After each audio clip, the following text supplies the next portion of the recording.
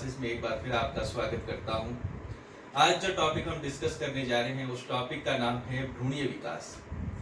निषेचन की क्रिया हमने विस्तार से पढ़ी थी और निषेचन की क्रिया के बाद में किस प्रकार से बीज का निर्माण होता है या किस प्रकार से भ्रूण का निर्माण होता है वो वाला प्रोसीजर आज हम पढ़ने जा रहे हैं। सबसे पहले द्विबीजपत्री पादपों के अंदर भ्रूण के विकास का अध्ययन करने वाले जो वैज्ञानिक थे उनका नाम था हैंस्टिंग वैज्ञानिक ने कैप्सुला प्लांट के अंदर सबसे पहले भ्रूणीय विकास को देखा और उन्होंने विस्तार पूर्वक भ्रूणीय विकास के प्रोसीजर को भी समझाया। कैप्सुला जो प्लांट होता है वो किस प्रकार का दिखाई देता है वो आपके सामने स्क्रीन के ऊपर फिलहाल आ रहा होगा। चलिए स्टार्ट करते हैं। आज का टॉपिक किस प्रकार से भ्रूणीय विकास होता है। हमने पिछले टॉपिकों के अंदर निषेचन का प्रोसीजर समझा था और निषेचन की क्रिया के अंदर एक नर युग्मक था, वो अंड कोशिका के साथ में जाकर जुड़ गया था और निषेचन की क्रिया हो चुकी थी।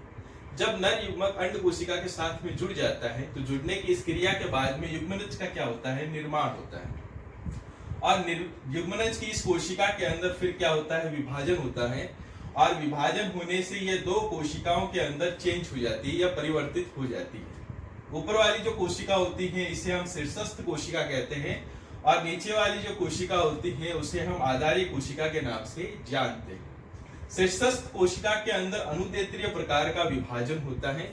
अनुदैर्ध्य विभाजन के अंदर जो कोशिका होती है उसके अंदर लंबवत प्रकार का विभाजन देखने को मिलता है, जिसके कारण से ये एक कोशिका से दो कोशिकाओं के अंदर परिवर्तित हो जाती है। नीचे वाली जो आधारी कोशिका होती है उसके अंदर अनुप्रस्थ प्रकार का विभाजन होता है, जिसके अंदर कोशिका एक चेन के रूप के अंदर नीचे से नीचे क्या करती है, वृद्धि करती है। इस प्रकार ऊपर दो कोशिकाओं का निर्माण हो जाता है और नीचे दो कोशिकाओं का निर्माण हो जाता है। अब फिर से जो शीर्षस्थ कोशिकाएं बनी हुई हैं दो, उनके अंदर अनुदैर्ध्य प्रकार का फिर से विभाजन होता है और दो कोशिकाओं से चार कोशिकाओं का एक समूह बन जाता है।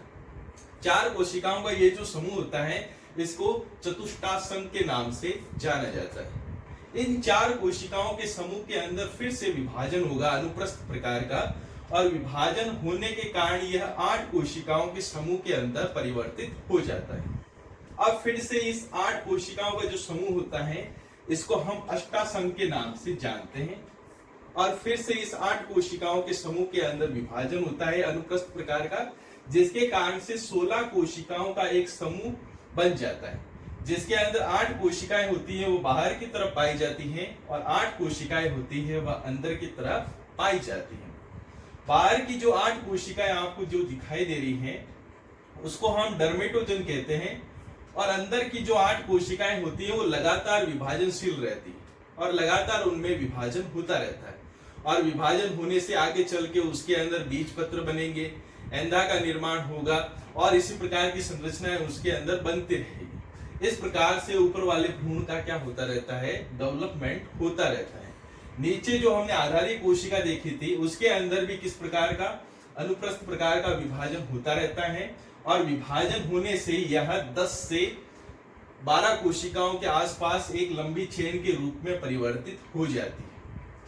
जो नीचे वाली कोशिकाएं होती हैं आधारी कोशिकाएं, उसकी जो पहली कोशिकाएं होती हैं जो कि डायरेक्टली भ्रूण से जुड़ी हुई रहती हैं उसको हम अंडस्फीतिका कोशिका भी कहते हैं और यह जो कोशिका होती है वो आगे जाके मूलांकुर शीर्ष का क्या करती है, निर्माण करती है। और ये जो कोशिकाएं होती हैं इसको जो कोशिकाओं की चेन बन गई है इस चेन को हम किस नाम से जानते हैं, निलंबक के नाम से जानते हैं और निलंबक की जो अंतिम कोशिका होती है या शीर्षस्थ कोशिका होती है उसको हम चुस्कांग कहते हैं। जो ये बड़ी वाली कोशिका दिखाई दे रही है ये आगे चल के भ्रूण पोष के अंदर पोषण प्रदान करने का कार्य करती है और पोषण वहां से अवशोषित करती है। दरअसल भ्रूण पोष से यह पोषण को अवशोषित करके ये भ्रूण को लगातार क्या करती है, डेवलपमेंट करती रहती है। आगे चल के लगातार यह जो गोलाकार भ्रूण होता है वह हृदयनुमा भ्रूण के अंदर क्या हो जाता है, परिवर्तित हो जाता है, जिसके अंदर आपको क्लियर 2 बीजपत्र दिखाई देते हैं और नीचे वाली ये जो संरचना है इसको हम भ्रूणीय अक्ष कहते हैं।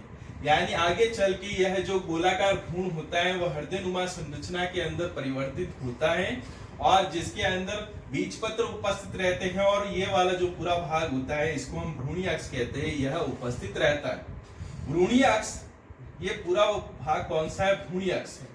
भ्रूणीय अक्ष का जो ऊपर वाला शीर्ष वाला भाग होता है इसको हम बीज पत्रोपरिक कहते हैं, और भ्रूणीय अक्ष का जो नीचे का भाग होता है मतलब ये वाला जो भाग होता है इसको बीज पत्राधार के नाम से जाना जाता है। बीज पत्रोपरिक मतलब ये जो वाला भाग होता है इसका शीर्ष भाग के अंदर मतलब इस भाग के अंदर किसका निर्माण होता है, प्रांकुर का निर्माण होता है, जो आगे जाके प्रांकुर भाग का क्या करेगा, निर्माण करता है। यानी जमीन से ऊपर जो भाग पाए जाते हैं जैसे कि तने, शाखाएं वगैरह वगैरह, तो उस भाग का निर्माण इसी भाग के द्वारा यानी प्रांकुर भाग के द्वारा किया जाता है। जबकि जो बीज पत्राधार वाला भाग होता है इसके द्वारा मूलांकुर का क्या किया जाता है, निर्माण किया जाता है।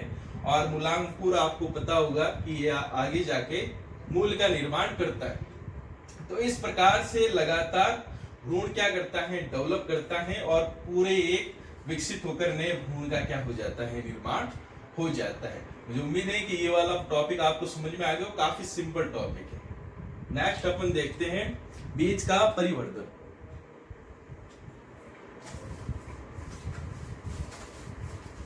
बीज का परिवर्तन, अब भ्रूण का निर्माण तो हो चुका है, अब किस प्रकार से बीज का निर्माण होगा तो वो टॉपिक आ रहा है बीज का परिवर्तन। बीज का परिवर्तन, देखिए ये वाला जो भाग है वो बीजांड हो गया, ये वाला भाग बीजांड, ठीक है। और बीजांड के अंदर यह भ्रूणपोष, और भ्रूणपोष के अंदर अभी हमने जो डेवलप किया है वो भ्रूण इसके अंदर उपस्थित है, और इसकी अंतिम कोशिका यह चुस्कांग हो गई, और ये क्या है, भ्रूणपोष। और इसके अंदर यह किनारों की तरफ केंद्र के मतलब केंद्रीय भ्रूणपोष है।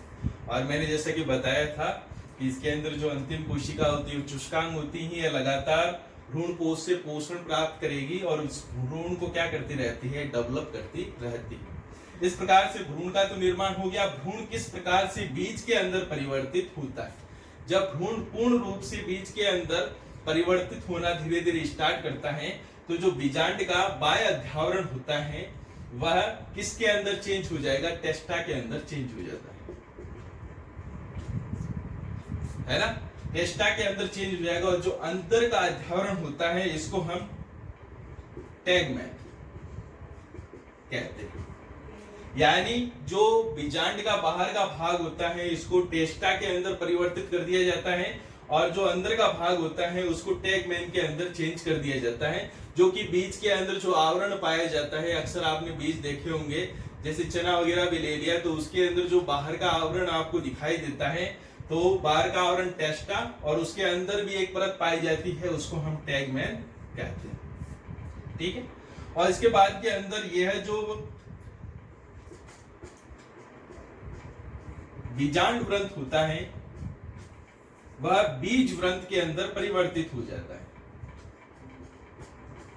आपने अक्सर मटर वगैरह की फली देखी होगी, और मटर की फली के अंदर ये बीज लगा हुआ है तो यह फली से इस वाली संरचना के द्वारा जुड़ा हुआ रहता है। यही वाली जो संरचना होती है इसे हम बीज व्रंत कहते हैं। इस प्रकार लगातार बीजांड के अंदर परिवर्तन होते रहेंगे और परिवर्तन होने से किसका निर्माण हो जाता है, एक विकसित बीज का निर्माण हो जाता है। इस प्रकार से आज का आपका टॉपिक कंप्लीट होता है। कुछ इंपॉर्टेंट इसके अंदर इंपॉर्टेंट पॉइंट भी है तो उसका भी डिस्कशन कर लेते हैं साथ साथ में। सबसे पहला जो इंपॉर्टेंट आपके टॉपिक मैंने नोट्स के अंदर शो करवाया है आपको, उसका नाम है एरिल। एरिल आपने देखिए बीजांड की संरचना पढ़ी है, और बीजांड की संरचना के अंदर यह लगातार किसके अंदर चेंज हो रहा है, बीज के अंदर चेंज हो रहा है। एरिल एक ऐसा मार्शल भाग होता है जो कि बीजांड के चारों ओर क्या होता है, पाया जाता है। और यह जो एरिल होता है इसका एक एग्जांपल है बेस्ट लीची, और लीची का डायग्राम आपके सामने आ रहा है। इस डायग्राम के अंदर आप देखिए कि बीज के चारों तरफ एक सफेद रंग का आवरण उपस्थित है। वह जो भाग मार्शल खाने वाला जो भाग होता है उसी भाग को हम किस नाम से जानते हैं, एरिल के नाम से जानते हैं, जो कि लीची जैसे पादपों के अंदर देखने को मिलता है। दूसरा जो इंपॉर्टेंट पॉइंट आ रहा है उसका नाम है केरंकल। ये अक्सर एरंडी जैसे बीजों के अंदर पाया जाता है।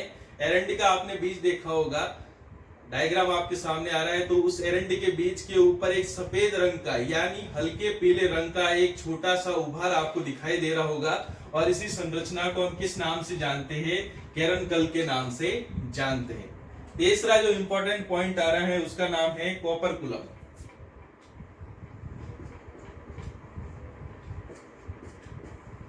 तीसरा जो इंपॉर्टेंट पॉइंट आ रहा है उसका नाम है कॉपरकुलम। इसको अक्सर ओपरकुलम के नाम से भी जाना जाता है ना। तो जो ओपरकुलम होता है वो आपने अक्सर नीलगिरी के जो बीज होते हैं उसके अंदर देखा होगा। नीलगिरी के अंदर आप अगर प्लांट को अगर देखा है तो उसके अंदर संरचना आपके सामने आ रही है, तो उसके ऊपर एक टोपी नुमा संरचना पाई जाती है।